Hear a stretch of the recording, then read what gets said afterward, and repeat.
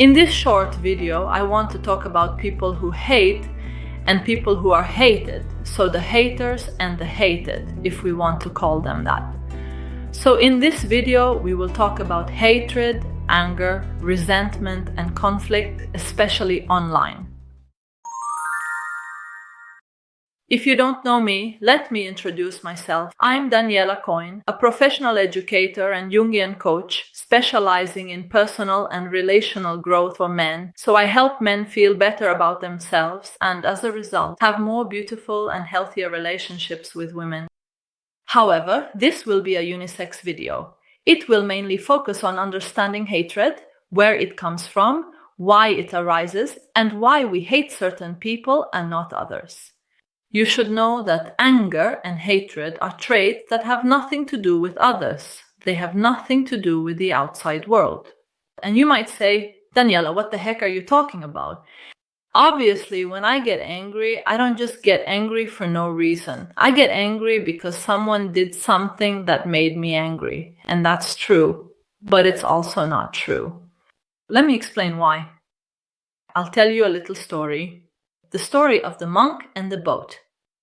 There was a monk who was there, completely calm, lying on his little boat, relaxing in the middle of the lake.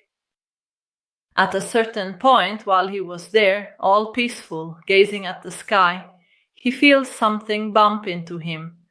Another boat bumps into him, making him rock and completely disrupting his peace, his serenity, his relaxation. And he gets angry, really angry. He stands up, looks, and there actually was a boat that had hit him. But inside the boat, there was no one.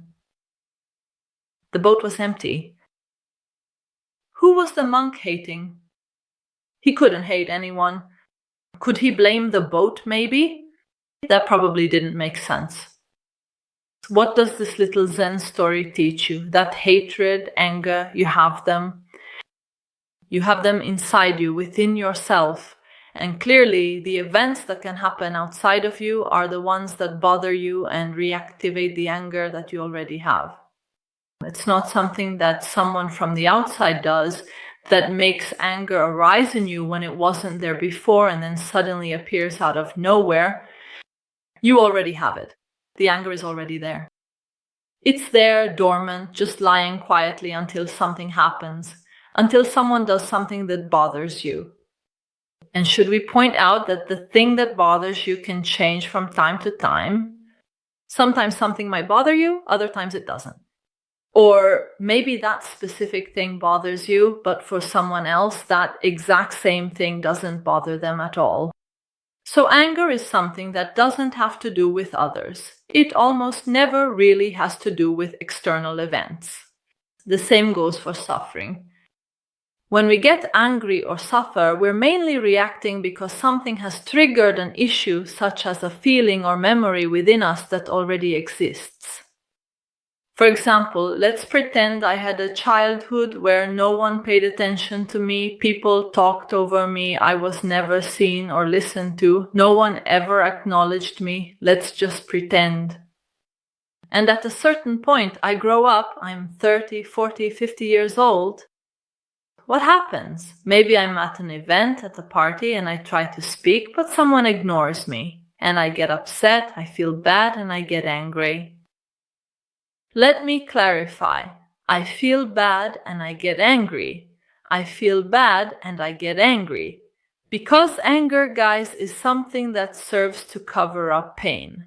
That is, I suffer because I feel ignored, hypothetically, and so I get angry to cover up the pain. But anger also has an adaptive function. It's a function tied to our survival, because if I get angry, I can act in some way to prevent this from happening again next time. In fact, expressing anger is not wrong. Expressing anger, as Jung also said, is appropriate, and people who do not express it but rather repress it are people who lose their humanity, their very sense of being human. So anger is fine, it can be expressed, but it should be done at the very least consciously. At least being able to recognize once a person has maybe gotten very angry and vented that it happened, okay? It can also be avoided, but if a person really can't avoid it because otherwise they end up repressing themselves, feeling bad, getting sick, and so on, becoming excessively frustrated, then they can also express it. After all, we're used to it in this world. Everyone does it. Everyone is there insulting, getting angry, being aggressive, and so on. We're used to it. It's not right, but I repeat, it's better than repressing it. But when you find yourself in that situation where you vented, or even if you didn't need to vent, but you still feel anger, at least try to consider, because it would be appropriate and very helpful. Try to consider that this anger is yours. It has nothing to do with other people. Other people are just triggers, okay? So you get angry with someone because they said something you think they shouldn't have said, or they did something you never expected them to do, and so on. All right, look inside yourself. Why do you have all that anger? How come? What past traumas have generated that anger in you? What are the triggers to which you are most sensitive? And maybe once you've understood, or if you haven't understood, try to figure it out with someone, pay someone to explain it to you, and once you know what your triggers are, what things make you feel bad, work on them. Don't go around bothering people all over the world because the anger is yours. Okay, you have it now, you have it. The events happened that made you accumulate anger, ta. We get it, we're sorry, I'm sorry, and I think everyone else is too, but take responsibility for it. You're an adult, I assume. If you're watching this video, I think you're at least 18 years old. I hope so, not because there's anything bad or that it's forbidden to minors, but simply because generally the channel is followed by people who are at least over 20. So you're grown up, I don't think you're 6 years old. Take responsibility for your emotions. Stop truly believing that it's always someone else's fault. Other people do things. Once I saw a beautiful video by Sadhguru where he was talking to a girl who was asking, what should I do? Because people hurt me, they do this, they do that, I suffer, I get angry, and so on. And Sadhguru, if you don't know him, he's a living Indian mystic anyway. Follow him if you can. Sadhguru replied, laughing. Do you still really think the world should be free of these kinds of people? Do you still really expect things to be the way you imagine them? That there won't be bad people who do things you don't want them to do? Or even simply, even if they're not bad, people who act in a way that's different from what you expect? That thing doesn't exist. You have the presumption and the illusion of knowing what you think is right or wrong, and even of getting angry with others if they don't do what you want. But almost never is there a written agreement, and even when there is, it doesn't necessarily mean that a person will be able to respect it, and that's just part of life. You can choose whether to always get angry with everyone and spend your life pissed off, or you can analyze and understand what your triggers are, what the things are, using projections or the law of the mirror. What are the things that specifically affect you? Because you have a past trauma related to that. You have a specific resistance. You've activated projections. You've projected onto others certain parts of yourself that you don't accept, that you don't want to see in yourself. And so you project them outward. For example, if deep down you feel, maybe because of your parents or whatever, who may have treated you a certain way. If you feel like a person who has little value, you'll get angry with everyone on the outside who makes you feel, even if they're not actually doing it, who makes you feel like you don't have any value.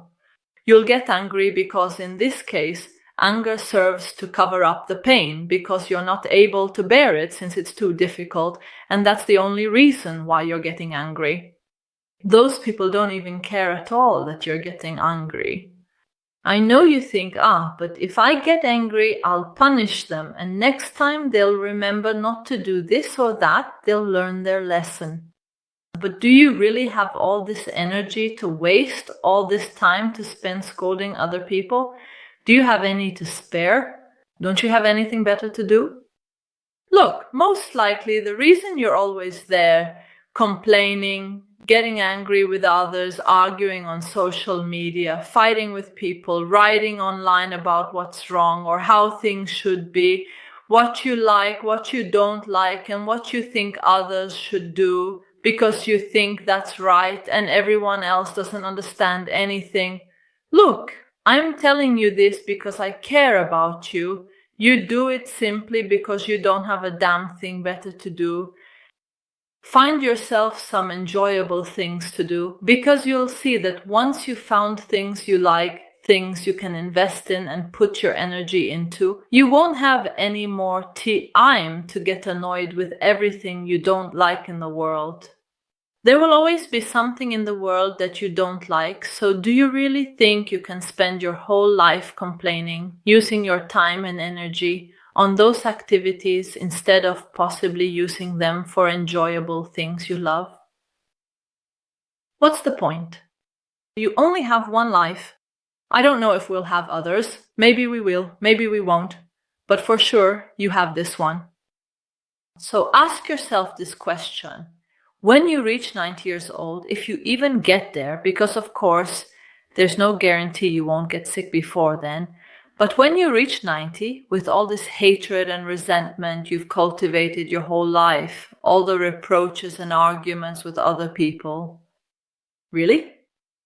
Will you really not think about how you could have spent your time better throughout your whole life? Maybe doing beautiful things, caring for someone, having fun, loving. Really? Will you really not ask yourself this question at 90, assuming you get there, realizing, of course, that you've wasted your whole life this way? But do you have any left over? Really? It just doesn't make any sense. I understand that there will be things you'll keep getting angry about, maybe things that are truly important. Assuming, for the sake of argument, that getting angry actually gets you anywhere, right? Because that's not even guaranteed. But I can understand if there's something serious, something important that you get angry. But most of the things you get angry about, I'm sure, are absolutely not important. And above all, getting angry doesn't serve any purpose. Do you know when it actually serves a purpose? Only in one case. If, when you get angry, you're able to find out what the cause is, the root of it. That is, I got angry not because Giuseppino or Giuseppina did something wrong that they shouldn't have done, obviously, right? Because everyone does that. Even people with delays can have that kind of mental process and say, they're bad, blah, blah, blah. That's not the point. The point is that it's useful, in quotes, to get angry in order to say, wait, I got angry because Giuseppino said I did this thing wrong, which I actually think I did right, and I got angry because in reality, I'm afraid of being judged, I'm afraid of not being good enough, I'm afraid of making mistakes, because if I make a mistake, I have no value, and if I have no value, maybe people won't care about me, and I'm afraid of that. And so I suffer, and to avoid feeling that suffering, I get angry and say it's other people's fault. If you know how to reason this way, and if you don't, find someone who can help you do it for the situations in which you get angry. If you can reason like this, anger can serve you once in a while to truly understand what's happening inside you. Then that's it. If you choose to keep nurturing your anger, it means either you're not cultivating anything better than anger, or you're truly deluding yourself. Which, by the way, doesn't actually happen if you look at reality. You're truly deluding yourself into thinking that by getting angry, you can change others, but that never happens. Or maybe, I don't know, you just like getting angry for some mysterious reason that I'm not aware of. If that's the case, let me know. Tell me down below. But if you really think that by getting angry with others you'll change anything, well, it means you're not seeing reality clearly. So even if you get angry just to vent every now and then, you're still doing something that isn't very smart. You vent now, then in 2 minutes, 10 days, you get angry again about the same thing. Very useful, right? It's a bit like every time you cross a bridge, there's a broken step, and every time you cross, you fall, your leg falls through, and then every time you go over it again, you fall in again. It means you're not very smart, right? I mean, if you know that thing makes you angry, just avoid it, or avoid the people who make you angry. Avoid putting yourself in situations that make you angry. Or put yourself in those situations, but do the process I explained to you a little while ago. Try to understand why you get angry. Otherwise, it's pointless and you're literally wasting your life. This is a complicated topic that most people probably won't understand, but I wanted to talk about it because, in my opinion, we can do better, so why not try? Try to do better in your life. Maybe, who knows, maybe after some time you'll stop spreading hate and annoyance, and eventually you'll be able to live your life a bit more peacefully and even usefully. Maybe.